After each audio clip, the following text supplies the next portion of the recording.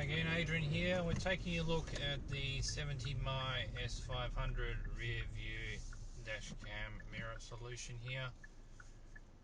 HDR is turned on, there's no option to turn it off. We have the Sony Starburst 2 IMX675 up front and RC13 rear camera sensor. C200 smart cam or something. Anyway, we're taking a look at the daytime footage here with this 70mm S500, both front and rear cameras.